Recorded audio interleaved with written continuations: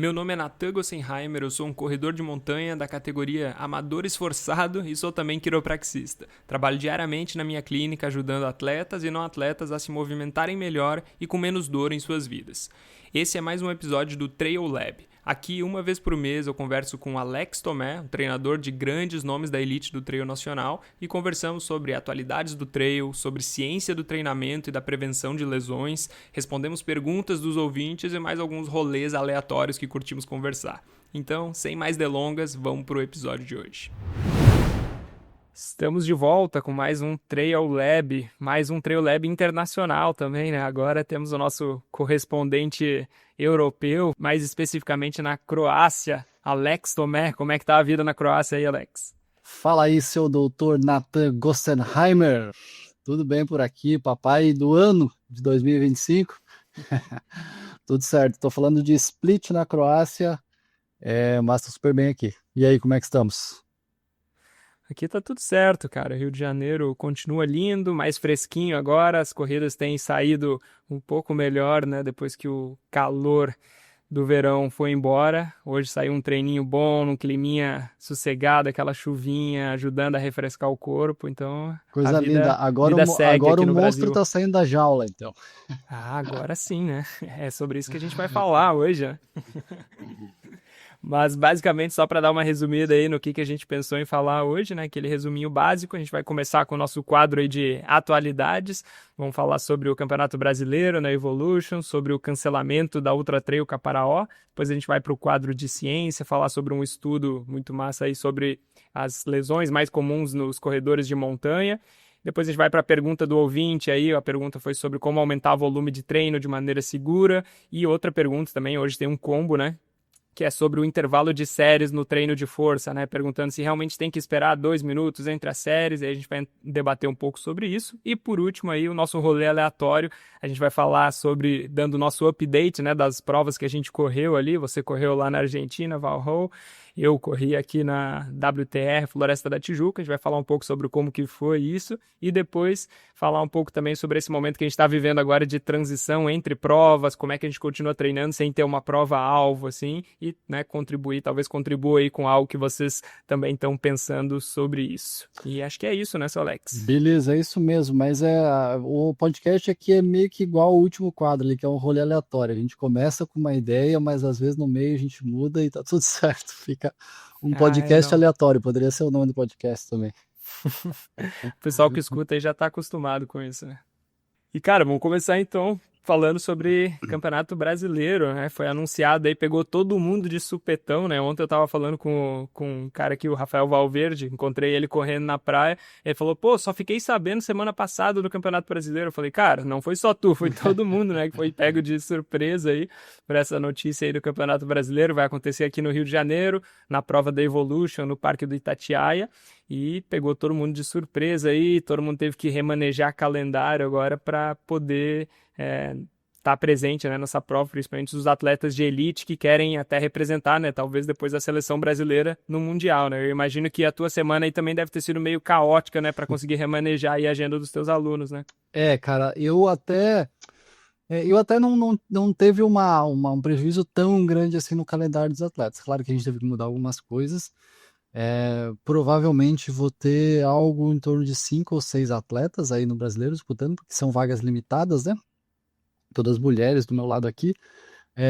Mas realmente uma surpresa. A gente esperava esse calendário e um anúncio meio extraoficial aí de que seria em julho, então todo mundo esperava isso.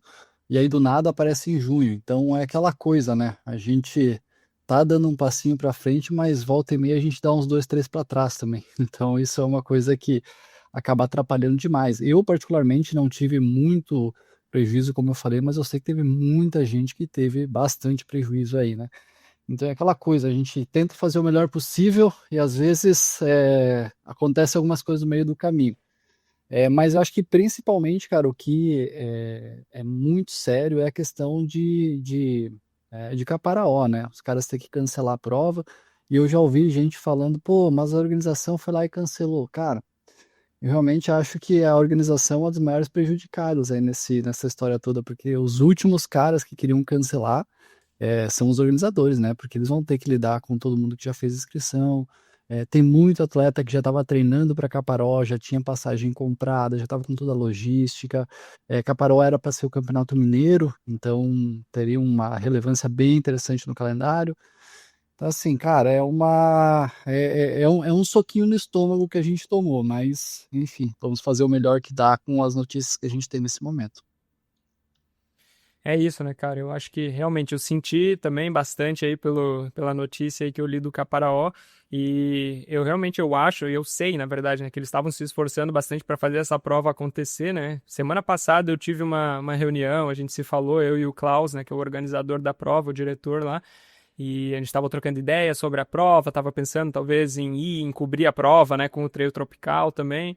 Então, assim, até semana passada estava tudo certo, pô, a prova vai acontecer, né? Mas acabou que essa notícia realmente aí do Campeonato Brasileiro sendo adiantado, assim, né? Que também não foi algo, né, que a organização da Evolution quis, né? A gente, né, sabe que o pessoal que estava organizando ali a prova também, eles queriam que fosse mais para frente ou que assumisse talvez para o ano que vem, né? Só, mas acabou que foi algo que, né, a CBAT aí precisou, né, ter essa urgência aí para conseguir escalar a seleção, né, a tempo ainda, né, de ter uma seleção para o Mundial também, e precisou ser nessa data, assim, né, então realmente é algo que a gente fica contente por ter um campeonato brasileiro acontecendo, mas aquela sensação meio doce, meio amargo, assim, né, que por um lado a gente curte, mas por outro acaba que tem impactos, né, que reverberam em outras provas e impactam outras pessoas também, né, mas assim, né, pessoal que vai ter essa oportunidade de correr o brasileiro, assim, eu acho que vai ser uma prova muito legal. É uma organização muito boa, assim, essa Uhum, da Evolution, uhum. assim. É uma prova muito legal, um lugar muito bom, assim. Inclusive, recomendo que, se não ouviram ainda, escutem o podcast do Roger, né, do Ultralado, que ele entrevistou o organizador da prova ali. Ele explicou exatamente o que tem que fazer, né, qual o processo que eles têm que seguir, né, se federar, ou qual que é o protocolo mesmo para conseguir fazer parte, né, do Campeonato Brasileiro. E tem bastante explicações sobre a prova também, sobre os percursos aí, então quem não escutou ainda, recomendo que escute lá. Mas essa notícia aí, né, que tem, por um lado a gente fica feliz, mas por outro a gente sente um pouco aí pela Ultra Trail Caparaó, que é uma prova aí fantástica, e tomara que ano que vem eles consigam voltar com tudo aí para alegrar o nosso calendário, né? É isso aí. Não, a Evolution realmente é uma prova que tem muitos elogios, o pessoal gosta muito e não tem nada em relação a eles. Eu acho que é mais uma crítica realmente à CBAT que não pensou muito nisso, né? Não coloca o contexto dos atletas. Eu também não sei o contexto de quem tomou essa decisão, então eu também não posso aumentar muito minha crítica aqui, porque eu não sei exatamente o porquê que tomou uma decisão dessas. Eu vejo pelo lado e pelo contexto dos atletas e das pessoas que eu convivo. Cara, prejudicou e atrapalhou muita gente, mas muita gente. É muita grana que fica na mesa por pessoas que têm uma questão logística, é muito treinamento. Claro que treinamento não se perde, né? Mas quando você já está num processo de treinamento para uma prova, você tem que mudar isso completamente, porque as provas elas mudam de característica. Às vezes o mesmo 50 quilômetros ele tem uma característica completamente diferente.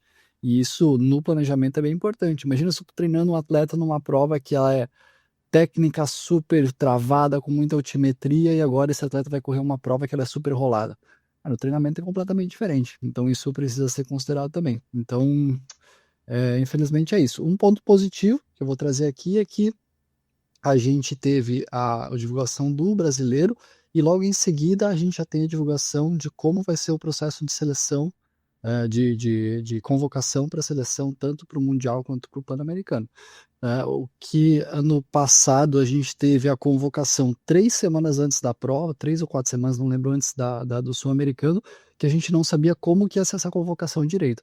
Agora a gente já sabe no lançamento da prova. Então, pô, isso já é um passinho à frente que nos deixa um pouco mais de margem para organizar aqui os processos. Mas é isso. Mas é isso aí, eu acho que é uma prova, assim, talvez só complementando é, o que o organizador, né, da prova trouxe lá no podcast com o Roger, assim, como, né, eu tô aqui no Rio de Janeiro, assim, né, um pouco mais acostumado com o clima daqui, às vezes as pessoas podem ver aquilo ali, ver a altitude, né, da prova, pô, deve ser uma prova que vai ser fácil fácil não, né, mas que não vai ter aquele calor do Rio de Janeiro, né, vai ser uma região um pouco diferente, né, mas é uma prova, a Evolution, que ela tem essa característica de começar na floresta ali, na Mata Atlântica mesmo, e depois sobe para essa região, então é uma prova que provavelmente vai ter muita umidade também, vai ter uma prova que lá em cima tu vai ter que pegar altitude, provavelmente um clima mais seco, assim, e a época do ano, né, já favorece um pouco também por ser mais frio, mas pode ser que, principalmente na largada, nos quilômetros iniciais e na volta ali, né, pegue um clima mais parecido com o que você imagina quando tá pensando aí numa prova no Rio de Janeiro, né? Então, só para ter isso em mente, assim, que é uma prova que pode ser que esse clima dele pegue um pouco aí, principalmente pro pessoal que tá mais acostumado com provas mais em regiões, né, de montanha ou mais para o sul lá do Brasil, que tem um clima um pouco mais seco também. Então, só uma dica aí de local aqui da região do Rio de Janeiro aí para quem está se preparando para vir para essa prova, né? Boa. Maravilha, então, Natan, podemos passar aqui para o nosso segundo quadro, que é o quadro que a gente traz um estudo, o quadro de ciência. Vamos. Boa, então como a gente já comentou outras vezes, aqui a gente tenta sempre trazer um mix aqui de um pouco do conhecimento que eu tenho com um pouco do conhecimento que o Natan tem, porque são áreas complementares, né? Então hoje a gente vai trazer, o Natan vai trazer, na verdade, um estudo, e esse estudo ele fala muito sobre as lesões mais frequentes em corredores de trilha. E isso é muito interessante porque a gente tem geralmente uma questão de estudos em provas em corredores, normalmente só corredores. Então engloba muito asfalto. A gente sabe que são características diferentes, né? Um asfalto a gente tem muito mais essa questão de impacto, porque é o tempo inteiro batendo o pé no chão. Mesmo uma maratona, pô, você estava 40 e poucos quilômetros correndo, batendo o pé no chão. Muito diferente de uma maratona, mesma distância na trilha, porque aí você tem uma parte que sobe, uma parte que desce, então já é uma mecânica diferente, já é exigências musculares diferentes. Então, as lesões elas também podem ser diferentes. Se você puder nos falar um pouquinho aí, Nathan, o que esse estudo traz sobre lesões mais frequentes em atletas de corredores de trilha? Exatamente, assim, esse estudo ele foi uma revisão sistemática, né, que é quando eles pegam vários outros estudos isolados que foram feitos aí ao redor do mundo e eles analisam o que todos esses estudos, né, tiveram e pegam os dados em comum e conseguem trazer para a gente aqui uma revisão, né, de todos esses achados, assim, né. Então esse estudo especificamente, ele analisou 24 outros estudos que foram feitos entre 2020 e 2024, então são só estudos recentes, assim, né? Isso acaba que tem um peso grande, assim, né? Torna o estudo mais atual para a gente, né? E de todos esses 24 estudos aí, então eles analisaram 17.664 corredores de trilha, todos corredores de trilha, 44,5% mulheres e o restante homens, Olha e que eles interessante avaliaram aí isso. quais... Interessante isso, porque geralmente os estudos trazem muito mais Mais homem, homens, né? né? Legal, desculpa te interromper. Exatamente. Não, não, é isso aí. Essa daí ficou uma diferença aí de 54,5, eu acho. Não Uhum, sou muito de fazer matemática ao vivo aí, mas acho que é uhum. mais ou menos isso aí. 54,5 de homens e 44,5 de mulheres, né? E o que esses estudos aí encontraram, né, a análise, essa revisão que eles fizeram, eles encontraram que as regiões mais isoladas são, em primeiro lugar, joelho, que foi uma região aí que foi mais acometida em 17 dos estudos, né, dos 24, joelho foi a mais acometida. Em segundo lugar, tornozelo, muito frequentemente, né, associado a traumas, né, entorses de tornozelo. Em terceiro lugar, tendão de Aquiles. Quarto lugar, pé e a planta do pé. Em quinto lugar, panturrilha. E sexto lugar, quadril. Então, esses foram os principais achados que eles tiveram nessa ordem aí, né, pela quantidade, né, pelo número, né, de acometimentos dessas regiões, assim, né? Então tem vários fatores que eles foram colocando como fatores de risco, né? Em primeiro lugar, fatores pessoais, né? A idade, o sexo, o IMC, né, o índice de massa corporal, são coisas que afetam, né, o nível da lesão também, e principalmente o volume e a intensidade de treino. Então, esses foram os principais causadores, pelo menos pegando ali as primeiras regiões, como o joelho, o volume e a intensidade de treino foram um dos principais causadores para essas lesões, assim, né? Então, Esses foram os principais achados, né? Depois, para os outros, assim, né? Que são, por exemplo, lesão de tornozelo, né? Acaba que o terreno irregular é uma coisa que contribui bastante, assim, né? Então, as exigências ali biomecânicas, né? Que aquele terreno pede, pedra, subida, descida, lama, aquilo ali facilita mais a lesão de tornozelo também, algo que a gente não vê muito no asfalto, né? A lesão de tornozelo fica lá embaixo, assim, né? Na frequência com que isso acaba acontecendo, mas na trilha ela fica em segundo lugar aí, Uhum. né? Muito provavelmente por causa do terreno que a gente Torção. acaba passando a maior parte do tempo, né? Mas o principal achado, assim, que esse estudo, né? Que essa revisão ali traz pra gente, né? É essa questão mesmo de sobrecarga, um excesso de volume ou um excesso de intensidade sem um tempo adequado para o teu corpo conseguir recuperar, conseguir gerar as adaptações necessárias, é o que mais causou, né, a maior parte dessas lesões, né? Pensando ali no joelho primeiro, né? A gente tem as tendinopatias que acabam acometendo o joelho, a síndrome da banda iliotibial, que vai ser aquela dor na lateral da coxa, né? Às vezes até a fascite plantar, né? Que é a dor no pé que ficou lá em quinto lugar, a dor fêmur patelar, né, mais no joelho, na parte da frente ali também. Então, todas essas dores, assim, essas lesões, elas podem ser associadas, né, e elas são, na verdade, associadas a uma sobrecarga. Quando a demanda do treino, ela supera a capacidade que o nosso corpo tem de recuperar, assim, né? Então, isso é um dos principais erros que a gente pode cometer, tanto na corrida de asfalto, né? Isso acaba sendo bastante comum e talvez até mais comum do que no trail, assim, mas no trail também muito porque a gente passa muito tempo também treinando no asfalto, né? Eu Sim. acho que é a minoria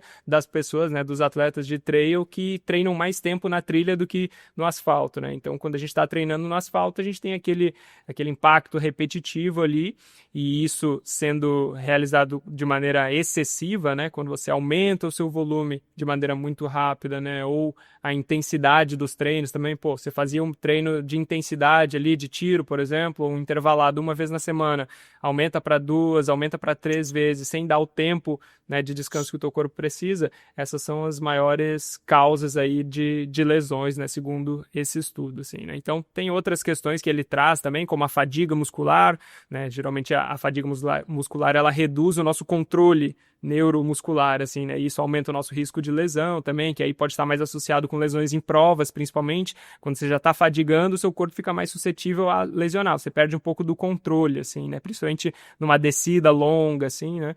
E aí acaba que isso deixa o corpo mais suscetível a uma lesão também. Assim como a gente já falou em outros Trail Labs, né? O treino de força ajuda bastante a reduzir isso, né? A preparar Uhum. mais o teu corpo para aquela contração ali excêntrica da descida, né? E isso foi um dos motivos, uma das causas, né, que esse estudo trouxe ali.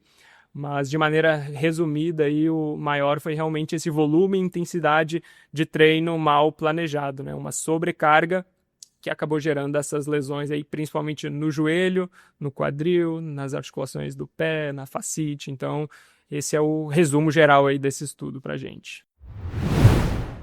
Imagina só, você está no meio da trilha, o sol castiga, a subida não acaba nunca e sua boca está mais seca que o sertão em fevereiro. Você tenta pegar sua água e o zíper emperra.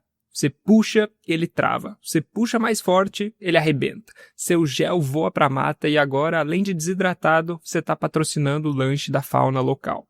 É por isso que escolher um bom colete de hidratação faz toda a diferença. E se tem uma marca que entende isso é a Alto Estilo. Eles fazem equipamentos esportivos há mais de 40 anos e criaram esse colete junto com corredores, pensando em tudo que um corredor de trilha precisa. Ele não tem zíper para não te deixar na mão, ele é leve, expansível e veste como uma segunda pele. E tem bolsos estrategicamente posicionados para você acessar água e comida sem precisar parar. E o melhor, enquanto algumas marcas gringas cobram quase o dobro por um colete assim, esse aqui é feito aqui no Brasil, com qualidade excelente e um preço muito mais acessível. Se você quer correr leve, sem estresse, sem perder tempo brigando com o zíper, dá uma olhada no colete de hidratação da Alto Estilo. Entre no site autoestilo.com e enquanto estiver lá, sinta-se à vontade para usar o cupom TRAILTROPICAL5 para 5% de desconto em todo o site. É TRAILTROPICAL5 para 5% de desconto. Boa. É muito interessante, né? Porque eu já li algum estudo que falava que existem dois públicos que são mais propensos a ter lesão, que são iniciantes na corrida, e quem está no momento de pico de treinamento para uma prova. E os dois, o motivo é o mesmo, né? Esse excesso de treino que geralmente nos estudos é chamado de overuse, que está usando demais, né? Alguma coisa nesse sentido. Mas me chamou a atenção porque você falou ali de joelho, você falou de tornozelo e tal, e eu não sei se em algumas dessas estruturas eles consideram a canelite também, porque quando a gente vai para asfalto, canelite é top, né?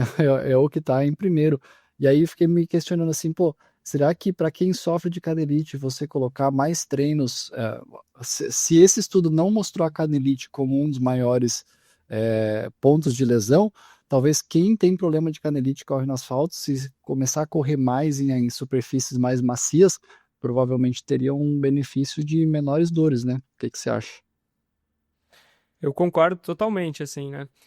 E eu notei isso em mim mesmo, assim, quando eu tava, principalmente ano passado, correndo mais em trilha do que no asfalto, assim, eu, cara, nunca, até então, na verdade, até ano passado, eu nunca tive nada que parecesse com uma canelite.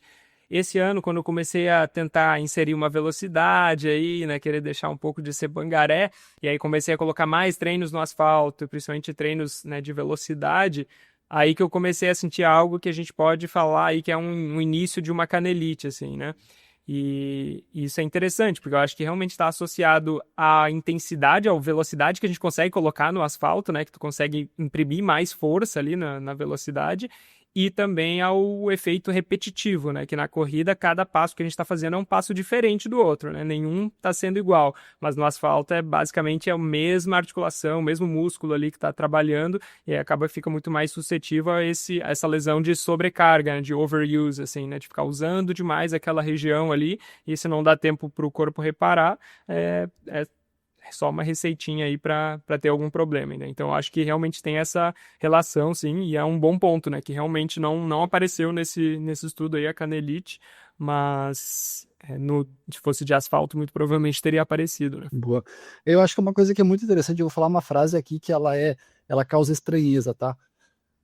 Mas ela é muito real, que e quando a gente está falando de treinos intervalados, e geralmente a canelite ela é muito relacionada a isso, porque os treinos intervalados eles são agressivos, né? A pancada no chão é muito forte se você está fazendo asfalto, principalmente.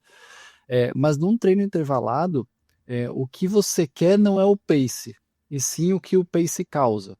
Nós, como treinadores, a gente vai traduzir em pace porque fica muito mais fácil seguir.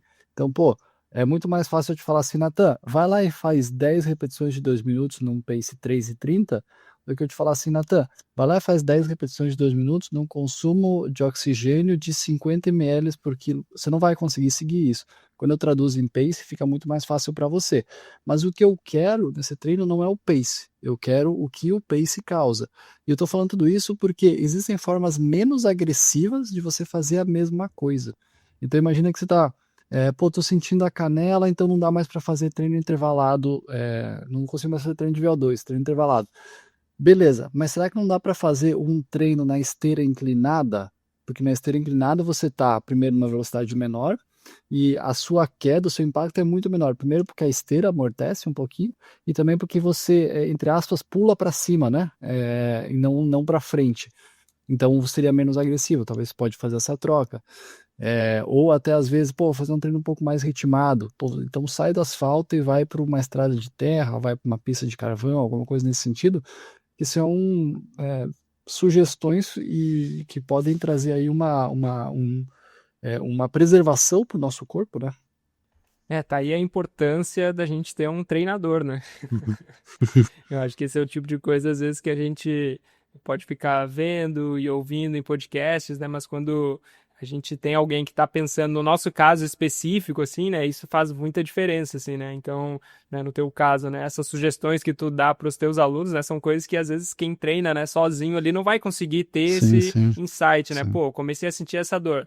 Aí eu tenho que parar. Não, mas será que tu precisa parar? Será que não é só fazer uma adaptação? Alguma dessas aí que tu trouxe, né? Que, pô, todas elas são ideias geniais, assim, né? Que realmente Pô, vai geniais, ajudar, cara. né, a Pô, que você geniais foi consiga. Pô, forte, cara. genial, velho, genial. Que você consegue continuar correndo, que Aham, é o que todo mundo quer, não precisa aham, parar de correr e ainda assim vai aham. correr sem essa dor ali, né? Boa. Então acho que isso é É, a trilha a gente fantástico, tá tem aí a importância. tem um, entre aspas, um problema que é a gente tem muito mais lesões por traumas, né? E até a gente estava conversando aqui um pouquinho antes. Eu tenho uma atleta, a Raíssa, ela estava na Indomit e ela caiu, rompeu o ligamento dentro de uma prova, ela estava super bem. Diferente das questões das lesões normais da corrida, que é uma lesão por repetição, ela vai te avisando, né? Pô, ó, tá doendo um pouquinho, tá doendo um pouquinho. Aí você pode tomar uma ação e não deixar virar uma super lesão. Quando é um trauma desses, e agora teve a WTR lá em Nova Lima, que teve muita gente que caiu também, você pode ter uma lesão que ela não estava ali, daqui a pouco, em 3 segundos, você teve uma lesão que vai te impedir de correr. Então, e essas aqui eu até quero tirar dessa próxima pergunta que eu vou te fazer. Mas quais são boas formas a gente prevenir de acontecer essas lesões de joelho, tornozelo, porque eu sempre acho que é muito mais fácil, muito mais fácil e barato também, a gente prevenir do que a gente ter que tratar depois. Então, acho que você trabalha muito com essa questão de prevenção de lesão também. Se você puder dar aí, sei lá, umas 3 dicas pra gente de como fazer essa prevenção, acho que seria bem importante. Cara, eu acho que assim, bom que tu falou três, porque eu tava pensando em três coisas, mas a primeira delas é uma coisa que tu pode fazer que vai ser fora do momento da corrida, assim, né? Que é o treino de força, né? Que é algo que a gente fala bastante, a gente bate nessa tecla ali, e basicamente quanto mais forte o teu músculo tiver, menos impacto ele vai na articulação, assim, né? Então a gente reduz pelo menos essas questões que estão associadas a uma dor articular. E às vezes até tendinosa, assim, né? Porque às vezes o nosso tendão, ele demora mais para acompanhar e para se adaptar do que o ventre do músculo, né? Para quem Uhum, não sabe, né, tipo uma anatomiazinha rápida aí, o nosso tendão e o músculo é basicamente a mesma coisa, assim, né? Só que a parte que a gente chama de músculo é a parte do meio e os tendões eles ficam nas pontas, na parte que agarra nos ossos, né? Então, o tendão, essa parte do osso, ela é menos vascularizada do que o ventre do músculo. E aí, quando a gente está dando estímulos de treinamento, o nosso músculo geralmente ele cresce mais rápido, ele se adapta mais rápido e o tendão demora um pouco mais. Então, por isso, né, esse é um dos motivos também que a gente tem muitas questões no tendão. Primeiro uhum, porque ele não recebe essa vascularização, ele não consegue recuperar tão rápido. Então, às vezes, digamos que tu fez um treino hoje, amanhã talvez o ventre do teu músculo já está mais recuperado e adaptado, mas o tendão ainda não tá. E aí tu vai e faz outro treino em cima. E aí o teu tendão ele tá custando a adaptar e vai gerando, né, uma lesão ali. Então, o treino de força ele ajuda nisso, a deixar o teu músculo e o teu tendão mais forte para conseguir daí o impacto para conseguir dar conta, né, do impacto que a gente coloca na corrida. Hoje eu estava fazendo uma conta rápido, né, só pensando nisso, assim, que eu estava lendo esse estudo e eu estava me dando conta, assim, pô, quantas vezes eu bato, né, o chão, quantas vezes, né, eu recebo esse impacto em uma corrida de 1 hora normal, assim, né, fiquei pensando, assim, pô, quantas vezes será que são? Daí eu fiz uma conta rápida aí, considerando aí uma cadência de 180 batimentos por minuto, cada pé tá batendo 90 vezes em 1 minuto, né? uhum, Então, se tu fizer aí 90 vezes 60, né, que seria em 1 hora, dá 5.400. uhum. Então, cara, em uma corrida de 1 hora, cada pé tá batendo 5.400 vezes, né? Então, cara, é muita repetição, né, que a gente coloca. Então, se você faz um treino adequado, o seu músculo, o seu tendão fica mais pronto e fica mais protegido, né, desse impacto que a gente coloca na corrida, né? Então a primeira coisa talvez seria isso. Segunda coisa seria antes da corrida, fazer um trabalho de ativação daquela musculatura, uma mobilidade rápida, assim, né? De vez em quando eu posto, né, o que eu faço ali no Instagram. Cara, é coisa rápida, eu não demoro 5 minutos fazendo a minha ativação ali, movimentos rápidos, faço 4 vezes cada um dos movimentos, são 4 movimentos que eu faço geralmente. Às vezes eu mudo um pouco se eu tô sentindo alguma coisinha diferente, assim, mas geralmente é isso, nunca passa de 5 minutos e fazendo essa mobilidade, essa ativação dos músculos ali, é como se tu estivesse dizendo para tuas articulações ali que tu vai começar a usar elas de uma forma que não é sentado trabalhando, né? Então ele vai se preparando para aquilo, ativando neuromuscularmente, né, aquela região ali, e isso ajuda a prevenir lesão. E o terceiro seria, né, no pós corrida, né? Que aí não necessariamente precisa ser imediatamente após, mas em algum momento do dia, da semana, umas 2 vezes por semana, fazer aí alguns exercícios de mobilidade, de alongamento. Isso aí ajuda bastante tanto para acelerar o processo de recuperação, para você conseguir treinar mais vezes e o corpo conseguir acelerar e conseguir recuperar, né, entre as sessões de treino, como também para melhorar a tua mobilidade, tu vai ter uma biomecânica mais favorável ali, e isso é uma das outras coisas que também ajuda aí a prevenir essas lesões. Então, né, de maneira resumida, fazer treino de força em algum outro momento, fazer uma ativação antes das corridas, assim, isso é muito importante, e depois da corrida, não necessariamente imediatamente, mas fazer um trabalho de mobilidade, de alongamento, isso ajuda a acelerar o processo de recuperação do tecido. Boa, pensei que você ia vir com isso tudo novo, dizendo que não precisava mais fazer alongamento, mobilidade, essas coisas, tudo besteira. Cara, pior que assim, não tem mesmo muitos Exato, estudos exato. científicos, né, que trazem o alongamento como algo que vai prevenir lesão, assim, Uhum, né? E é uma coisa assim que vai muito eu acho que vai muito de pessoa para pessoa, assim, né? Como que tu sente o que teu corpo tá pedindo, né? Algo que a gente sempre fala aqui, né? Isso da própria percepção de escutar o que teu corpo tá falando, assim, é algo que, né, eu vejo que faz muito sentido para mim, mais nessa questão de acelerar o processo de recuperação.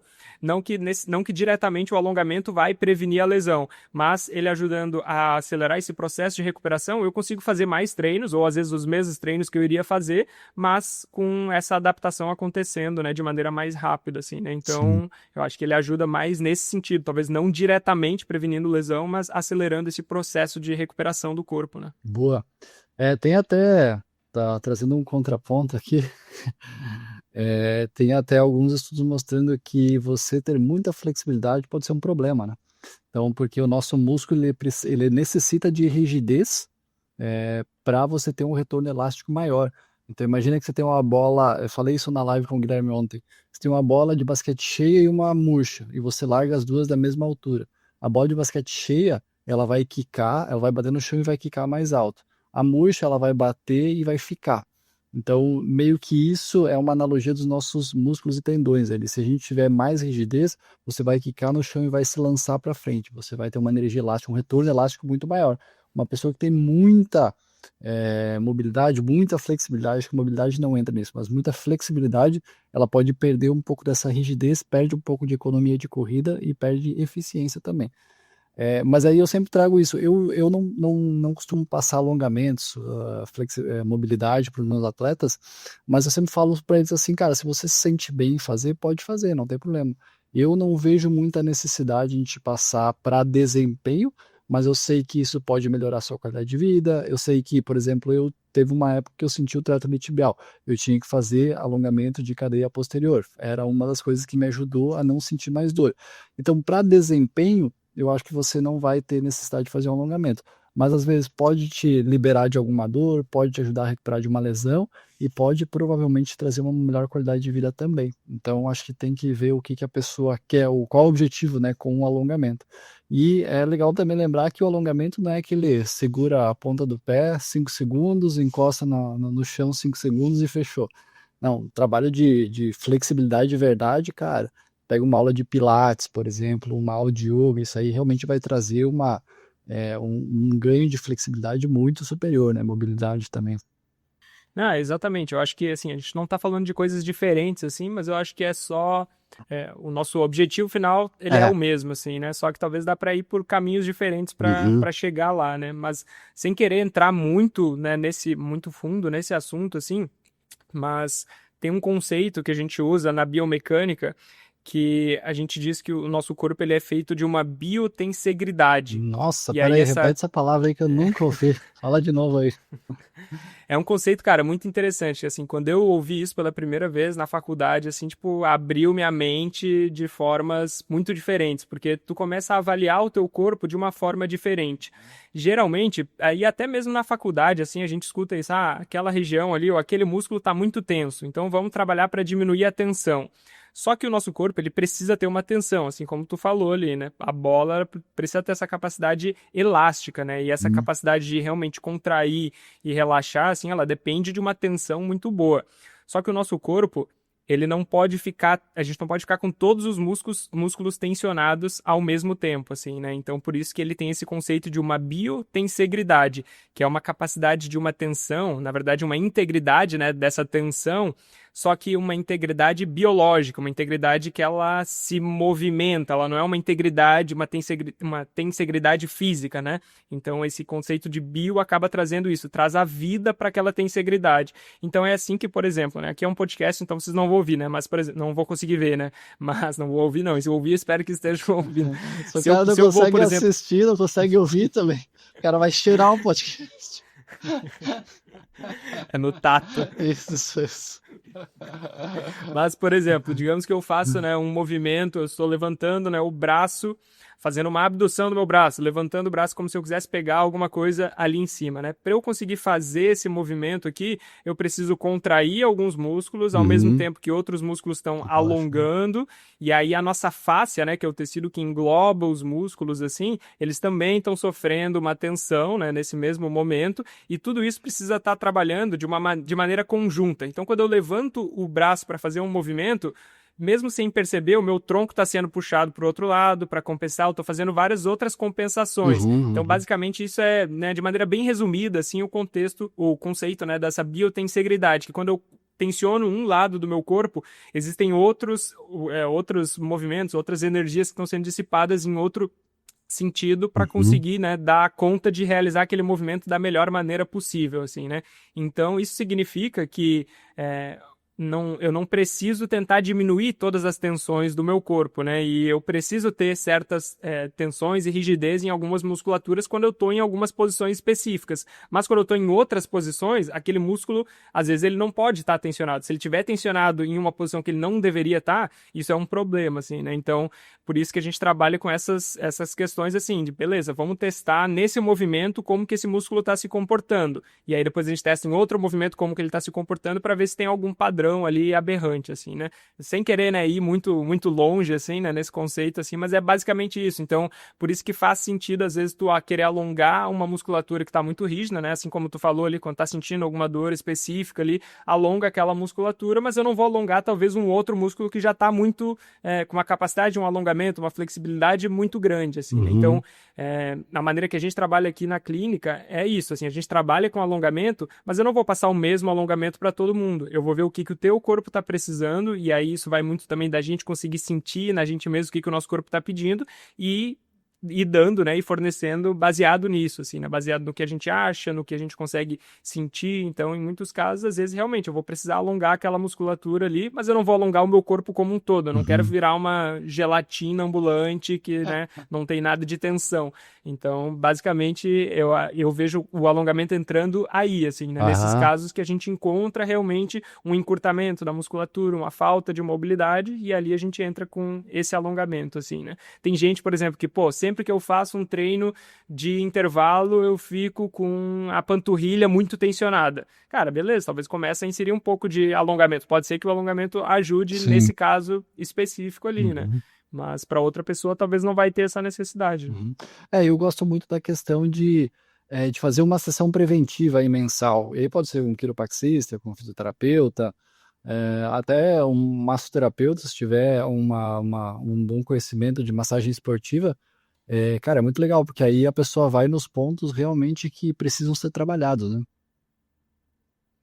Total, acho que isso faz muito sentido, assim, né? E hoje em dia a gente consegue fazer bastante coisa até sozinho, né? De liberação miofacial, tem os rolinhos, bola de tênis, muita coisa dá pra fazer sozinho, mas ir num lugar mesmo, né? Sem querer, né, puxar a brasa aqui pro meu assado, mas ir no lugar, né, que tu realmente vai ter uma pessoa te avaliando, olhando ali, testando, né, o que tá precisando, às vezes ajuda muito na performance, né? Às vezes a gente fica querendo economizar aí uma graninha, assim, tipo, pra não fazer esse tipo de coisa, e às vezes isso vai implicar em tu, né, se lesionar, ou ter que ficar parado mais tempo ali, e, enfim, ou perder alguma prova por causa disso, e às vezes é uma economia burra, né, que a gente acaba fazendo, né?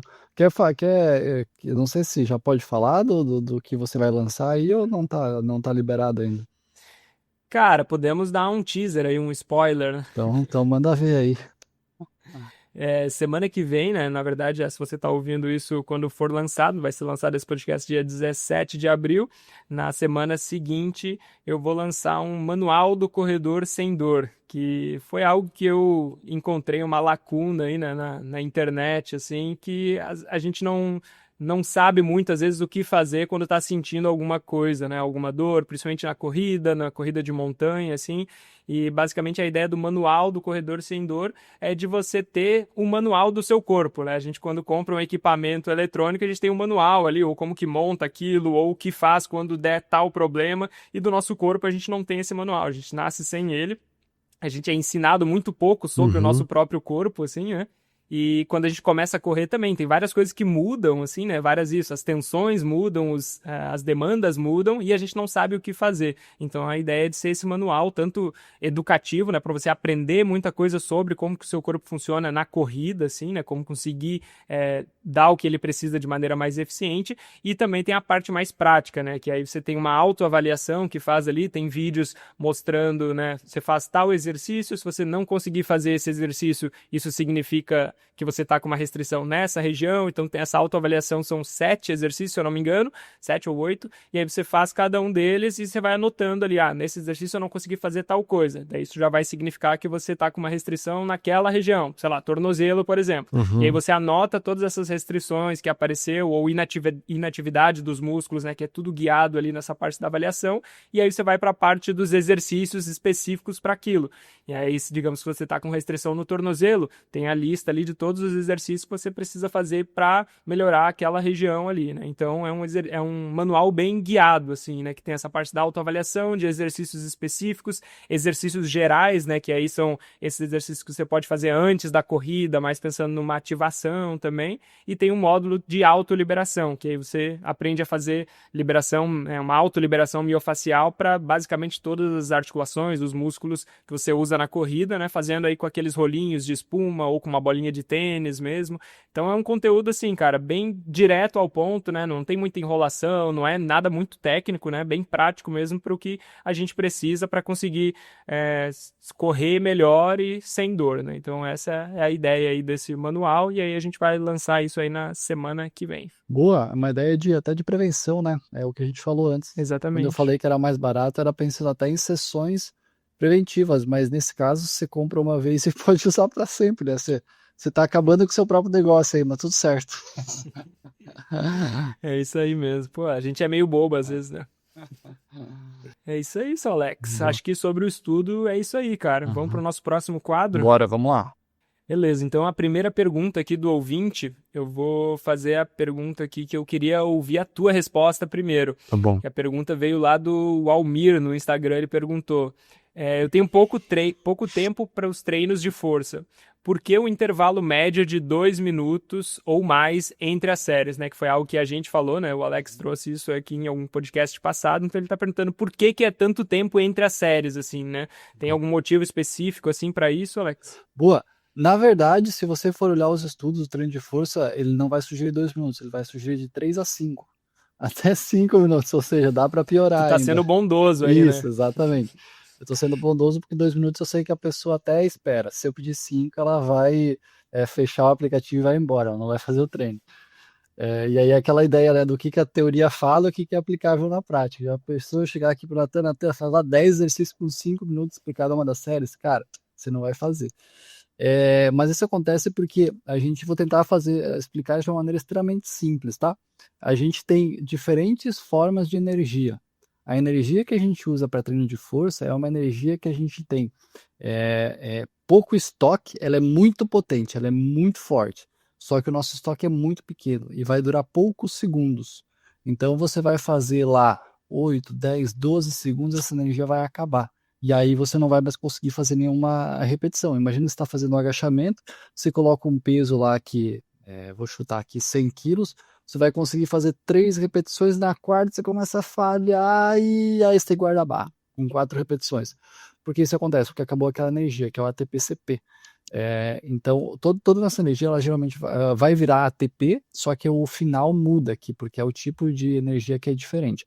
O ATP-CP tem essa característica, ela é uma energia muito potente, só que ela dura muito pouco.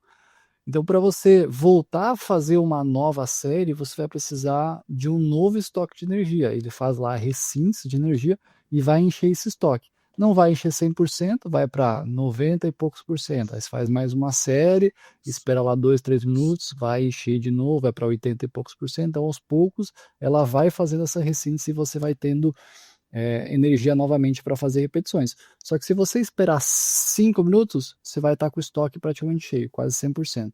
Se você esperar 2 minutos, você vai estar com uns 80 e poucos por cento, 90. Então, quanto menos tempo você espera, menos força você vai conseguir fazer depois. Então, isso é uma coisa muito interessante. Uma, uma alternativa que eu sempre trago para os meus atletas é: vamos fazer um treino por duplinhas? Então, vamos supor, cara, você vai lá e faz um agachamento, no intervalo do agachamento você vai fazer supino. Aí você vai falar assim, pô, Alex, mas e aí a energia? A energia ela é local, ela está no músculo. Então, se você fizer um agachamento, o músculo das pernas vai usar essa energia, enquanto está recuperando da perna, você vai lá e trabalha a parte de superiores, por exemplo. Tem um problema aqui que é a parte central, o nosso sistema nervoso, né, a parte do nosso cérebro, ele serve para todas e ele é utilizado nesse momento. Então tem uma certa limitação.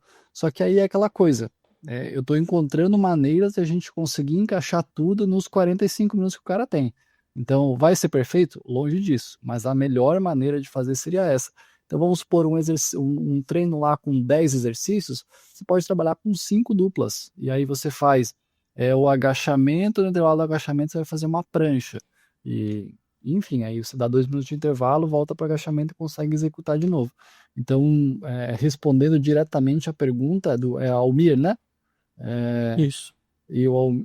a pergunta do Almir é: a gente precisa esperar 2 minutos para que a gente possa ressintetizar a energia e conseguir executar novamente aquele mesmo movimento.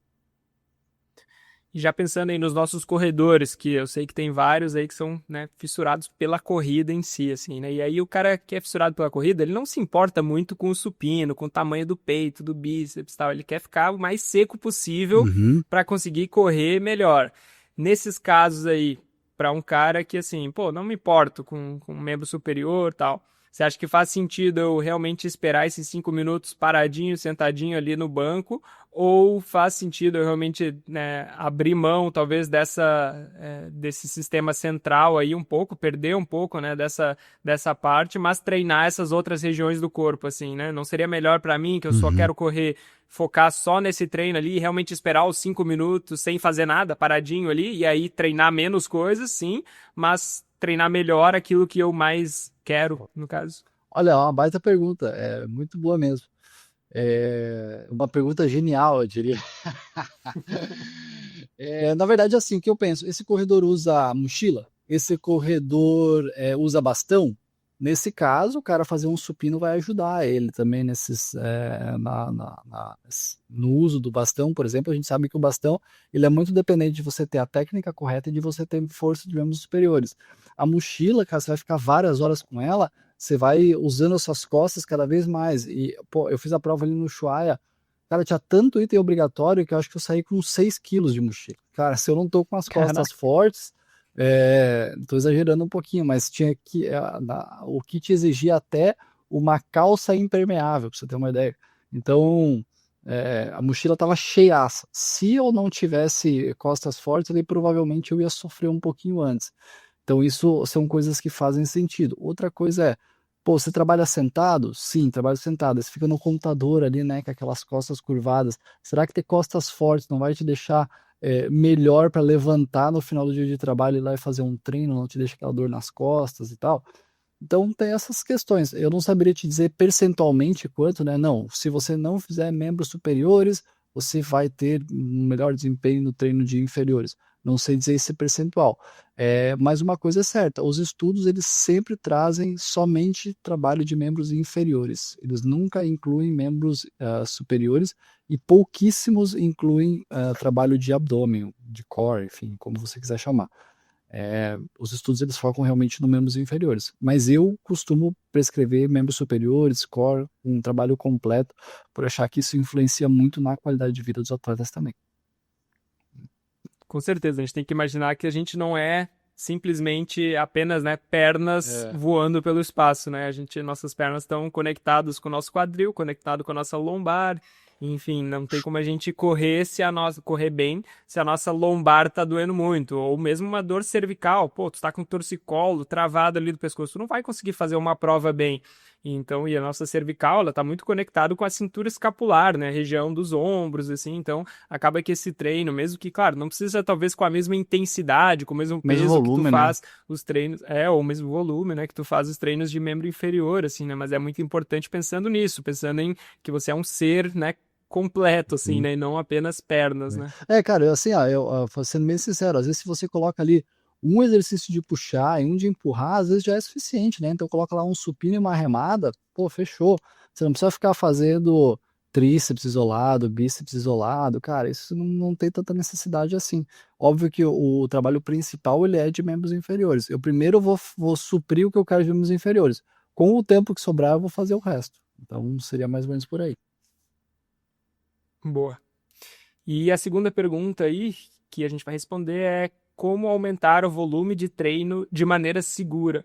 A regra dos 10% faz sentido? Então, se puder explicar aí rapidamente o que é essa regra dos 10% e responder aí se isso faz sentido e como que a gente faz isso de maneira segura. Boa, a regra dos 10% ela é muito utilizada e ela funciona, que basicamente é você aumentar 10% da sua quilometragem ou o tempo, né, em exposição semanal. Então vamos supor que essa semana você fez 30 quilômetros, semana que vem você vai fazer 33. E aí você vai escolher como dividir isso. Não é algo comprovado cientificamente, pelo menos eu não conheço nada que traga isso dizendo assim, não, isso aqui funciona e causa menos lesão. Isso não é comprovado cientificamente, mas também está longe de ser a única das opções, tá? Eu tenho que entender muito a questão de contexto do atleta. Por exemplo, eu sou um atleta que já corre há bastante tempo, já tenho várias outras maratonas. Nesse momento, eu estou fazendo aí uma média de uns 40, 50 quilômetros por semana. Então, teoricamente, na semana que vem, eu teria que ir para 45 ou 55. Na verdade, eu vou manter, eu não vou aumentar nada, porque eu estou num período de transição. Daqui a pouco, a hora que eu pegar uma prova, eu posso sair de 40 para 60. Por quê? Porque eu já tenho experiência, sei que o meu corpo aguenta isso. Diferente de alguém que está começando agora. Pô, se a pessoa está começando agora, talvez ela não possa exceder 5%, porque ela é muito suscetível à lesão. Às vezes, quando você chega no pico de treinamento para uma ultramaratona, cara, não dá para aumentar 10%, que você já está com 120 quilômetros por semana, colocar mais 12 não é assim tão simples. Então, se você conseguir manter ou aumentar 2% já vai agregar. Então, depende muito do contexto, mas o 10% ele não é comprovado, mas ele funciona muito bem na maioria dos casos. Mas a gente não pode se prender especificamente ao 10%, porque o contexto do atleta pode sugerir alguma coisa bem diferente disso.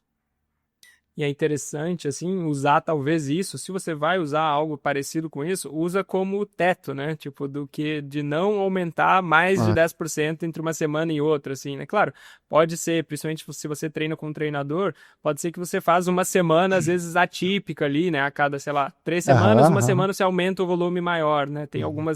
alguns treinadores que trabalham dessa forma, assim, e se você está encaixando ali dentro né, do seu planejamento, assim, isso pode fazer sentido, né? Mas se você, né, treina sozinho, acho que dá para usar isso mais como uma regra de realmente, tipo, aquele é o limite, né? Não Sim. passa daquilo, assim, né? Não de ir usando sempre É, 10%, né? Sempre, tipo, aumentando em é, 10%, porque senão realmente não tem limite isso, né? E quando vai chegando aí nessas quilometragens mais altas aí, vai começando a ficar perigoso, é. né? E principalmente assim, se você está chegando em quilometragens que nunca fez na vida, aí é bom ser muito cauteloso. Por exemplo, cara, eu nunca fiz mais de 80 quilômetros. Eu cheguei a 80 quilômetros, eu vou para 88.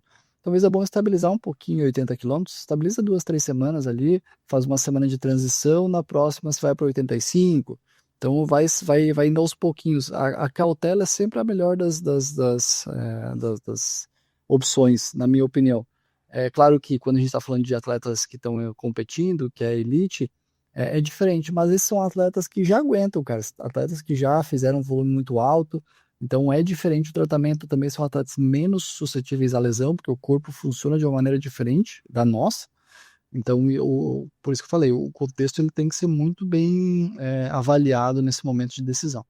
E algo assim que muito se fala hoje pelo menos eu vejo em vários lugares diferentes, assim, é de que, né, essa importância de tu tá aumentando o teu volume, né, de que realmente tu consegue melhorar a tua performance se você for aumentando o seu volume de treino, né, que é Uhum. basicamente assim, pô, quanto mais tu corre, melhor tu vai correr, principalmente se você tá correndo a maior parte do tempo, né, numa zona mais leve ali, assim, então isso é muito se fala, né, então provavelmente aí o pessoal que tá ouvindo a gente também escuta isso em outros lugares, assim, e às vezes pode vir essa dúvida, né? Tá, mas como que eu faço para aumentar esse volume de uma maneira que vai ser segura, assim? Tem alguma forma que tu usa isso com os teus atletas, assim, o cara que, pô, tô sentindo que realmente eu quero aumentar o volume para conseguir ter resultados melhores, assim, porque hoje, né, se tu para pensar, e o pessoal que treina para maratona mesmo, que maratona é considerado uma prova relativamente curta para a gente que é do trail, né, e das ultras, assim, né? Mas para o pessoal que vem do corrida de asfalto, uma maratona é a maior distância ali, né? E mesmo o pessoal que treina para maratona, que não é uma distância que a gente vê como muito longa, esses caras que estão treinando para ponta, eles estão fazendo às vezes 100, 120, 130 quilômetros por semana, assim. Então, às vezes chega a 3 vezes, né, o volume que tu vai ter na prova ali, né? Então, isso diz muito sobre a importância disso, né? A Sim. importância que o volume tem na performance também. Então, assim, tu tem alguma maneira que tu usa com os teus alunos, assim, para conseguir ir aumentando esse volume mais de uma maneira segura? Boa. Bom, a primeira, é até interessante você falar sobre isso, porque semana passada eu li um artigo que falava muito sobre isso. Ele era sobre maratona especificamente. Ele comparou 120 mil atletas, e dados do Strava. Então ele fez o seguinte, ele dividiu esses atletas por faixas de 30 minutos. Então, o atleta que fez 2 horas e 2 horas e meia na maratona, atleta que fez 2 horas e meia, 3, 3 a 3 e meia, 3 e meia, 4, foi até 6 horas. E ele começou a avaliar a diferença do treinamento desses atletas. E o que eles viram é, a grande maioria dos atletas tem um estilo muito parecido de treinamento, que é 2 treinos intervalados na semana, e aí desde os caras muito rápidos até os caras muito lentos, é esse padrão, 2 treinos intervalados por semana, com o tempo e exposição muito parecido. Então você vê assim, cara, a diferença não é os treinos intervalados, porque eles estão fazendo mais ou menos a mesma coisa nesse sentido. Só que quando eles forem avaliar o tempo em Z1, que seria, eles colocaram em 3 zonas, né, até o primeiro limiar, entre limiares e segundo limiar. Então o Z1 seria, ou o Z2 para quem usa 5 zonas, os treinos leves. A diferença é absurda, absurda, absurda. Então, quem fazia provas lá para 2 a 2 horas e meia tinha um volume muito, mas muito superior. A média nas últimas 12 semanas antes da prova era de 107 quilômetros. Isso é uma média que considera as semanas de transição onde o volume é bem baixo. Então, provavelmente é um grupo que, na maioria das semanas pré-prova, fez 180, 200, 230, 240 quilômetros. Então, um volume absurdo, gigantesco. Então a gente vê que realmente os treinos frequentes e o volume é extremamente importante. Claro que aí vem uma pergunta meio que do ovo e da galinha ali de o que veio antes. Esses caras são bons porque fizeram muito volume ou eles conseguem aguentar tanto volume porque eles já nasceram muito bons por uma questão genética. A gente não sabe isso. Mas o ponto é, quem consegue aumentar volume vai melhorar o seu desempenho muito provavelmente. E aí vem a questão que você colocou: como aumentar esse volume de uma maneira segura? Não é tão simples assim. E eu vou falar uma coisa aqui que vai desagradar a maioria das pessoas, mas não tem como fazer isso a não ser com planejamento, consistência e muita paciência. Cara, isso demora. Não é assim, pô, vou fazer agora, eu faço 30, 40 quilômetros, esse ano eu vou chegar a 100. Cara, você vai se machucar, não vai funcionar. O corpo precisa de tempo para adaptar. Então, se hoje você faz 3 treinos por semana, faz o seguinte, coloca 4 e fica 3, 4 meses com 4 treinos, aumentando um pouquinho por vez. Depois, daqui 6 meses, você coloca mais um dia. Depois, daqui um ano, você coloca mais um dia. Pô, mas aí eu não vou chegar no volume de maratona daqui 3 meses, quando eu queria correr. Talvez você não está pronto para correr uma maratona. Espera um pouquinho. Prepara o seu corpo de verdade para chegar lá e ter uma experiência legal. E eu não estou falando aqui sobre tempo, tá? Final de semana agora eu estava em Paris, na Maratona de Paris, e eu tinha 3 atletas estreando em maratona. Teve um atleta que fez 3 horas e 43 e 2 atletas que fizeram 4 horas e 33. E você vai falar assim, pô, mas olha o tempo, a diferença de tempo. Realmente, é quase 1 hora de diferença entre eles, né? Muito relevante. Só que teve uma coisa que foi igual entre os três. 2 dias depois, eles estavam a fim de correr de novo. A minha esposa foi uma das pessoas que fez, ela foi correr hoje, 2 dias depois da prova. Por quê? Porque ela estava pronta para fazer aquela prova, independente do tempo. Foi 4 horas e 30 a prova dela. Então foi uma prova que não foi uma prova rápida. Mas mesmo assim, ela estava extremamente bem preparada, porque ela corre há 8, 10 anos, foi a primeira maratona dela. Então, não estou dizendo que todo mundo tem que esperar 8, 10 anos para fazer uma prova. Não, ela não teve interesse em fazer a maratona antes. Mas olha só quanto tempo ela vem correndo. O Harley, que fez 3 horas e 43, ele treina comigo há 2 anos. Foi agora que ele fez a primeira maratona. A Nicole treina comigo há 2 anos também, agora que ela fez a primeira maratona. Cara, a gente precisa respeitar mais as distâncias longas. Eu sei que é um pouquinho assim, pô, mas tá todo mundo fazendo, eu também quero fazer. Então, se todo mundo faz, eu também faço. E eu tava lá na prova e eu fiquei em vários pontos observando. Cara, chegou no quilômetro 30, eu acho que 40% das pessoas estavam caminhando. Cara, talvez você não tá pronto para fazer uma prova dessas. E não tô falando de uma questão de performance, de tempo, porque pode ser que tenha pessoas que caminharam no quilômetro 30 e fizeram em menos de 4 horas e 30. Só que não é esse o ponto, não é sobre o tempo, é sobre a exposição do seu corpo. Eu fiz a minha primeira maratona em 4 horas e 21 e eu fiquei 3 meses sem querer, sem olhar para o tênis, porque eu não estava preparado para fazer a prova. Isso foi lá atrás, nem era treinador ainda, mas eu coloquei minha saúde em risco. Esse é o ponto. Eu não estava pronto, eu me machuquei emocionalmente, foi um trauma. O meu corpo provavelmente sofreu demais, aí a gente está falando de coração sofrendo sem estar preparado para fazer aquilo, rins, fígado, então são coisas que às vezes você não está sentindo, não é sobre músculo, é sobre órgãos. Então realmente é uma coisa que a gente precisa tomar um pouquinho mais de cuidado. Então entrou toda uma reflexão filosófica aqui para dizer que se você quer aumentar o volume, é excelente, você vai melhorar o seu desempenho, mas isso precisa de tempo. E quando eu estou falando de tempo, não é 1, 2 meses, eu estou falando de anos de treinamento. Então, isso vai trazer com certeza uma evolução muito saudável para você. A corrida é um esporte que ela vai realmente, você vai atingir o pico depois de 7, 8, 10 anos treinando consistentemente. Então não é rápido, não tem atalho, a não ser que você use coisa ilegal, o atalho não existe. É realmente muito planejamento, muita consistência e muita paciência. Tem uma frase que eu gosto que é do Nassim Taleb, que ele diz que o cemitério dos perdedores é silencioso. Exatamente. E é uma frase muito boa, assim, porque nas redes sociais a gente vê, pô, e todo mundo começou a correr ano passado e tá na maratona e tá correndo, pô, faz maratona sub-13.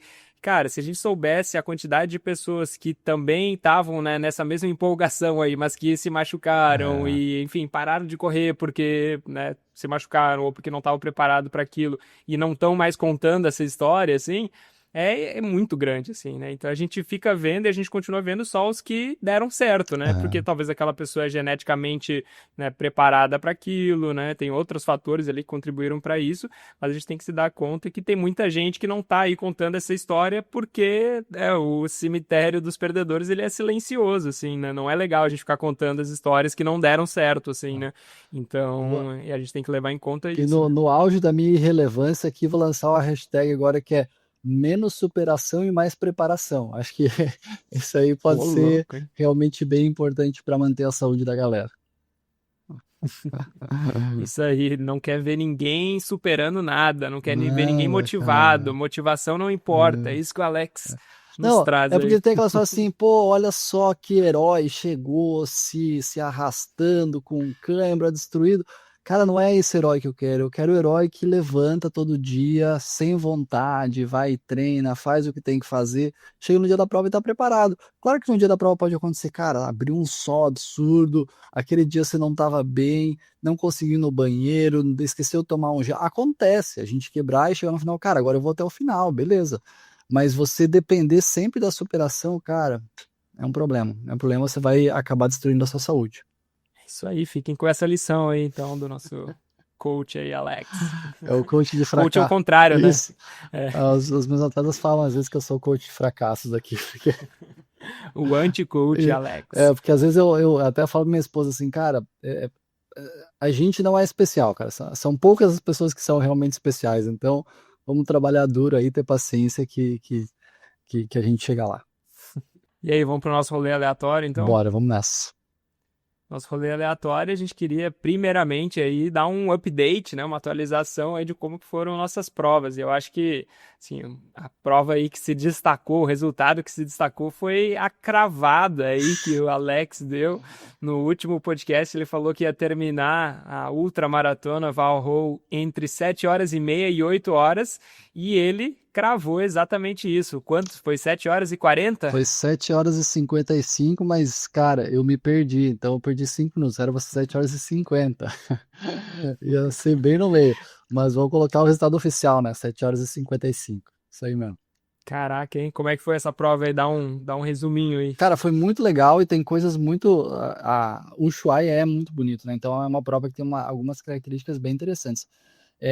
A prova sai do centrinho da cidade e ela faz as trilhas, todas elas são ao redor da cidade. Então você sai, vai para uma trilha, volta para o centro da cidade, vai para outra trilha, vai para o centro da cidade. Então você está sempre próximo, o que deixa muito seguro, porque se você tiver algum problema, cara, tem um estradão perto que você vai chegar, o sinal do celular tá sempre ativo, então é fácil de você conseguir chamar alguma coisa. Então isso eu achei muito legal. As trilhas já são muito bonitas. E foi uma coisa muito especial, assim, porque na sexta-feira teve a prova mais curta, e foi 22 e 32, e foi um dia lindo, sol aberto, então, pô, as meninas pegaram um dia maravilhoso. No nosso dia no sábado, entrou uma frente fria, tava nublado, assim, durante a noite, então a gente pensou assim, putz, a gente se ferrou realmente. Eles mudaram a largada da prova para uma hora antes, para que ninguém ficasse durante a noite, porque estava realmente muito frio. Então a gente pensou isso aqui como uma coisa muito negativa. Só que quando a gente chegou em algumas partes da montanha, tinha nevado durante a noite, então estava branquinho, estava lindo. E aí quando a gente estava chegando assim no topo, até me arrepio aqui, cara, começou a nevar assim absurdamente. E aí ficou, é uma coisa muito louca a neve, né? Porque, claro, para nós brasileiros que dificilmente a gente vê neve, só quando viaja mesmo, mas todo mundo ao redor começou meio que comemorar, assim, tá, porra, que massa, não sei o quê. Então ficou uma vibe muito legal. E, cara, logo depois abriu o sol. Então, assim, foi perfeito, foi maravilhoso, foi realmente muito legal. Ela é uma prova rápida, ela tem alguns pontos que tem muito barro, de afundar o pé, assim. Eu não sei se posso chamar de charco, porque nem sempre tem grama, mas, assim, às vezes eu chegava a afundar até meia canela. Só que em alguns lugares o barro estava meio congelado, então dava para passar por cima. E um ponto, a organização perfeita, sensacional mesmo. Um ponto que o pessoal reclamou bastante aqui em Paraty, no Brasil, e tem muito lá, tá? Dos 50 quilômetros que eu fiz, eu acho que foi uns 10 de asfalto. Então, para mim não tem problema, eu gosto de correr em asfalto, eu gosto de provas mais rápidas, eu não gosto de provas que se arrasta muito. Então, eu achei, acho que para mim achei não teve problema nenhum. Mas para o pessoal que não gosta de correr em asfalto, lá pelo menos uns 20% da prova é asfalto. Então, isso também precisa ser considerado. E aí, quando eu me perdi ali, foi por vacilo meu, assim, eu tava no quilômetro, acho que 27 ou 28, e aí a minha esposa pediu para avisar quando eu chegasse dessa parte. Foi o único momento que eu peguei o celular. Eu quase não tirei foto na prova e nada. Eu peguei o celular, era um estradão assim de bem curtinho. Eu entrei no estradão, peguei para avisar, olhei pro celular, deu 30 segundos, mandei um áudio e segui. Só que tinha uma entradinha bem, bem à direita, escondidinha assim. Tava sinalizado, eu que vacilei.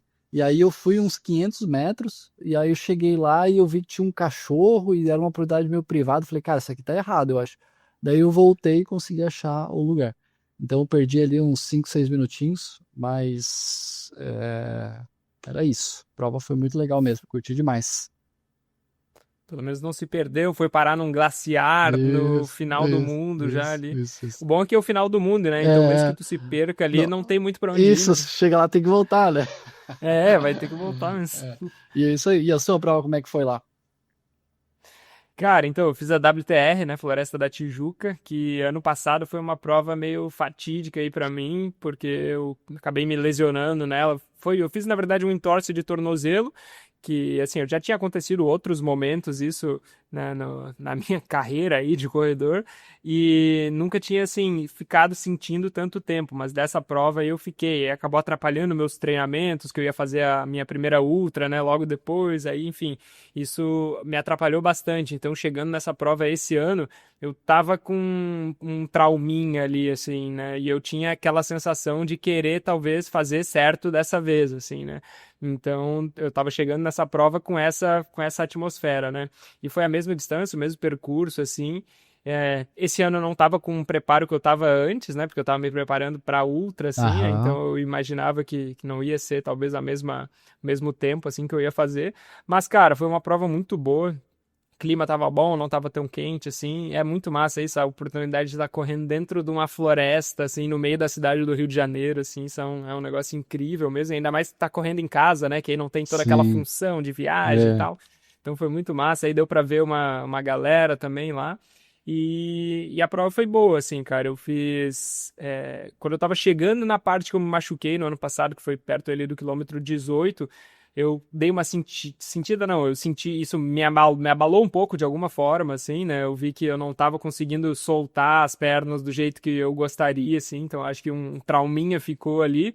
Mas foi legal porque não só eu consegui passar por aquela parte, correr sem me machucar, mas aconteceu um negócio interessante, que eu passei pela parte que eu tinha me machucado e quando eu tava quase saindo da última trilha, começou a vir, tipo, veio um cara que tava muito rápido atrás de mim, assim, ele não tava querendo passar de mim, aí ele ficou, tipo, meio que botando uma pressão, daí eu comecei a correr mais rápido também nessa descida, e era uma descida muito técnica, assim, bem inclinado e bem técnico, com uns degraus, assim, e ali, cara, quase assim, faltando, sinceramente, uns 10 metros para a trilha terminar, eu torci o tornozelo. Putz. Eu virei o tornozelo, assim, só que de um jeito, assim, que a minha análise, pelo menos, ele foi uma torcida maior do que a do ano passado.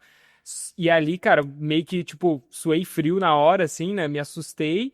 Só que eu mexi o tornozelo e tal, tava bem. Tipo, pisei assim, não senti nada. Então foi muito massa porque eu pude ver o reflexo do trabalho que eu coloquei desde o ano passado pra Massa. cá, assim, né? Uhum. Tipo, fazendo esse trabalho de força, fazendo esse trabalho de propriocepção, que o meu tornozelo virou, talvez numa intensidade maior do que do ano passado, só que isso não comprometeu a estrutura ali. Então o meu ligamento continuou ali intacto, não inchou o pé, não aconteceu nada. Foi só aquele susto na hora, assim, e eu fiquei contente, assim, porque, pô, quer dizer que, né, tem uma saída, né, tem uma luz ali no fim do túnel, né, em algum sentido. Então, isso foi legal, assim, e aí a prova foi boa, assim, acabei terminando em 2 horas e 28, e nem lembro mais, fiquei em vigésimo e pouquinho, assim, e foi legal, cara. Eu acho que daria talvez para ter feito um pouquinho mais de força, também terminei a prova bem assim, mas eu acho que essa questão, esse trauminha aí psicológico acabou afetando um pouco aí da minha performance. Mas foi legal, foi uma prova boa aí para abrir a temporada de 2025. Massa, nossa, bom demais. É muito louco isso, né? Porque a gente às vezes tem um negócio na cabeça de que, cara, foi aqui que eu me machuquei. Então você dá aquela tensão de, porra, aqui que eu não posso machucar. E talvez nem Uhum. era o trecho mais difícil tecnicamente da prova, né? Mas você Não. fica com aquilo na cabeça realmente. Muito massa. Isso aí, se não me engano, você tinha falado em 2 horas e 20, né? Em previsão de prova. Putz, nem lembro qual foi a minha É, alguma previsão. coisa assim, você Mas tinha porque comentado. ano passado eu não terminei ela, quer dizer, eu acabei terminando caminhando, assim, né? Uhum, Aí eu nem sei quanto tempo que eu terminei, mas eu acho que ano passado, se eu tivesse terminado ela, né, sem me machucar, eu acho que eu teria feito tipo 2 horas e 15, talvez, assim. uhum. Então foi aí um pouco mais de 10 minutos, talvez, do tempo que eu faria, né? Então não dá Sim. pra ter certeza também, né? Boa. Mas é mais ou menos isso. Quem sabe ano que vem aí eu faço, ainda depois que eu trabalhar um pouco melhor esses trauminhas psicológicos. É, boa mesmo. Essas provas em casa é muito legal, né? É, até pra rever todo mundo e tal, você chega lá, tem um monte de amigo, tá muito legal mesmo. É isso aí. E agora estamos nesse período, então, né, de transição entre provas, na verdade, sem provas, né? É.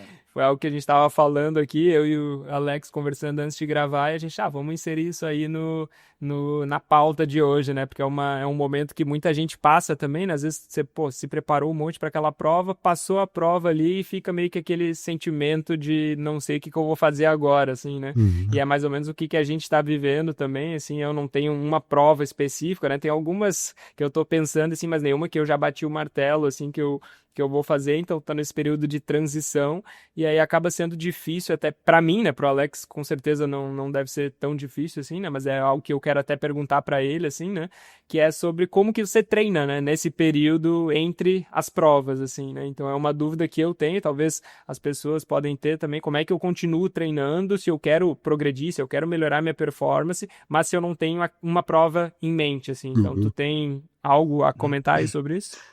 O treinamento, ele pode. Você, vou recomeçar a frase. Você pode treinar várias coisas dependendo do seu objetivo, coisas diferentes. Quando a gente está um período de transição, como é o que a gente está agora, eu acho sempre muito importante baixar o volume de treino, porque, pô, eu vinha treinando para uma ultra. Então era sábado 4 horas, domingo 4 horas, todo dia 1 hora e pouquinho. Chega no momento que você cansa o corpo, cansa a cabeça, socialmente também você não tem mais tempo para fazer nada, família e tal. Então eu não penso só na parte física, eu penso no contexto completo. Então por isso que pós-ultra eu geralmente dou um período para os atletas, claro que se às vezes essa ultra faz parte de um plano maior, né? Mas no meu caso era uma prova nível A, era a minha prova alvo. Então eu treinei aquele volume sabendo que ele tinha prazo para terminar. Depois, agora eu vou continuar tendo a mesma frequência de treino, porque a frequência ela é muito importante, a gente pode manter. Eu só não preciso ter aquele volume, não preciso treinar 4 horas no sábado, 4 horas no domingo. Eu posso continuar mantendo principalmente o meu condicionamento, então fazendo treinos intervalados muito, muito bons para me deixar mais rápido, para me deixar mais forte. E aí vou estar muito bem condicionado com um VO2 bom, com um limiar bom. Quando eu chegar próximo da prova, eu decidir a minha prova, cara, talvez 8 semanas eu já esteja pronto para a prova. Por quê? Porque toda a parte de condicionamento está feita. Agora o que eu preciso fazer é a parte mais periférica, de volume de treino, acostumar o músculo a suportar aquelas horas de treinamento. Então, eu penso muito isso. Em momento de transição, a gente baixa muito as horas dedicadas, mas a gente mantém muita intensidade para te manter muito bem condicionado. E aí depois, quando você já souber qual é o próximo objetivo, aí fica mais fácil. Você já está num patamar superior, já está super rápido, está super forte, aí é só colocar o volume e ir lá e fazer a prova. Como é que você está fazendo aí? Cara, talvez eu tô fazendo algo parecido assim também. Com o que tu falou, não tô fazendo muito volume, assim, não tô Uhum. fazendo treinos muito longos, assim, geralmente uma vez por semana, o máximo, assim, um treino de 2 horas, um Uhum. longão, e tô mantendo isso aí, fazendo treinos de intervalo, 2 vezes a semana, né? Hoje eu fiz um intervalado, e aí vou fazer depois ainda um treino de tiro também, né? Não hoje, mas algum outro dia, e tô fazendo mais ou menos isso, assim mesmo também. É. Não, é legal porque é um momento também que você pode dar uma atenção maior para os treinos de força, por exemplo. Pô, vinha fazendo só um treino de força antes da ultra, porque tava fazendo muitos treinos de corrida. Talvez joga para 3 treinos de força agora, diminui um pouquinho os treinos de corrida. Tenha treinos mais agradáveis e flexíveis. Por exemplo, cara, tem um treino que eu adoro fazer, que é numa rota tal.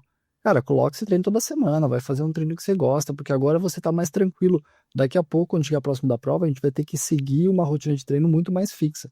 E aí sim você vai ter que largar esse treino que você faz só porque você gosta. Claro, se a gente puder encaixar o que você gosta na preparação, maravilhoso. Mas às vezes não vai encaixar. Então é um momento mais flexível. O Harley, esse meu atleta que correu agora em Paris, ele falou assim: pô, eu tava treinando 5 vezes por semana corrida e 2 vezes de musculação. Eu queria treinar 4 vezes de corrida agora porque eu gosto de jogar paddle. Acho que é paddle que chama. Eu falei, cara, beleza, a gente tira um treino de corrida, vai jogar paddle, porque ele tem uma outra maratona em outubro. Então, quando a gente chegar lá perto de outubro, falar, Harley, dá um tchau aí dá um pause no paddle, porque a gente vai voltar a fazer esses 5 treinos de corrida.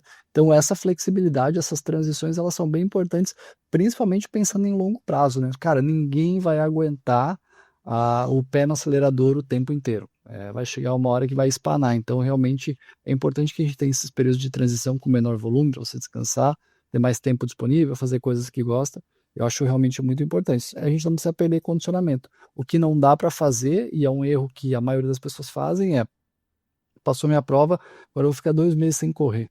Cara, você vai voltar a treinar, você vai voltar a treinar do nível quase que zero. Então, mantém uma frequência mínima de treinamento aí de 3, 4 vezes por semana, mais os treinos de força, que aí quando for para voltar, realmente vai ficar muito mais fácil. Bom demais, Alex. Era isso por hoje? Acho que era isso, né? Pô, a galera já tá aguentando a gente 1 hora e 16. O sol já tá se pondo em Zagreb. Não, Tá Zagreb não, mesmo, né? cara. Não, é split. Split. Tá, e aí Isso. não vai fazer nenhuma prova então na Europa aí nesse período. Eu, como eu acabei de falar, né? Tipo, eu tô seguindo o que eu acabei de falar. Eu continuo treinando com uma frequência boa de treinos. Até amanhã eu vou para casa. A gente chegou aqui faz 2 dias em Split e vamos ficar um mês. Então amanhã já fui lá umas academias aqui pertinho, tem uma academia bem pertinho aqui de casa. Então eu vou voltar aos treinos de força também. E eu vou dar uma olhada aqui, eu dei uma olhada rápida, não encontrei nada, mas eu vou dar uma olhadinha, se eu encontrar uma prova um pouco mais curta, eu vou tentar fazer sim. Queria isso, mas ainda não encontrei a prova que eu quero. Boa, show. Deve ser irado essas provas locais, assim, né? Pô, do nada chega um É, brasileiro na prova numa cidade do interior da Croácia, assim, os caras vão é. ficar, tipo... Eu fiz uma prova ano passado, ano retrasado, na verdade, eu fiz uma outra viagem dessas de 5, 6 meses, e a gente passou 45 dias em Sarajevo, que é uma cidade na Bósnia, uma cidade grande lá da Bósnia. Grande na Bósnia é uma pequena do Brasil, na verdade, né? E eu fiz a meia maratona da cidade. Cara, assim, é um negócio sensacional, é muito legal, é muito massa mesmo, porque eu fiz também isso na Nova Zelândia, em Singapura, provas bem pequenas, locais, é uma coisa muito cultural, assim, é muito legal mesmo, é muito massa, porque aí você tem o pós-prova, tem as comidas típicas ali, geralmente tem a feirinha, e aí as pessoas, os locais, eles ficam interessados, né, cara, o que esse cara tá fazendo aqui do lado do nada? Então é muito legal, muito massa mesmo. É uma das experiências que eu mais gosto de viagem. Ah, boa. Pô, deve ser irado mesmo.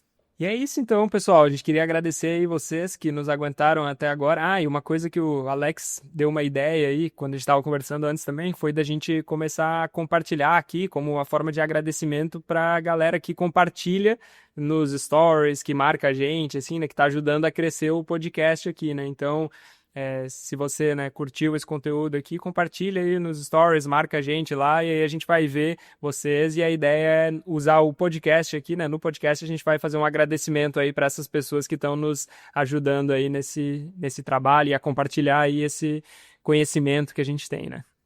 Boa, isso aí. Manda pros amiguinhos aí que ajuda demais nós e o amiguinho também. Com certeza. É isso aí, então até mês que vem, é isso, Alex. Valeu, seu Natan. Aquele abraço, obrigado aí pelo seu tempo, extremamente concorrido nessa sua agenda super solicitada. Mês que vem estamos aí de novo, se você quiser, como CEO e podcaster do Trail Lab. Que isso, é um trabalho conjunto aí, você representa aí a maior parte desse programa, carrega a gente nas costas. Deve ser, deve ser. Abraço. Valeu, abraço, até mais. Muito obrigado por ouvir mais esse podcast. Se você curtiu, por favor, nos avalie com 5 estrelas no seu aplicativo de podcast. Isso nos ajuda muito a ser encontrado por mais pessoas que estejam procurando conteúdos como esse e contribui para o crescimento do trail no Brasil. Se quiser nos acompanhar no Instagram, é só pesquisar por Trail Tropical Podcast e nos vemos por lá. Até o próximo e se divirta nas montanhas.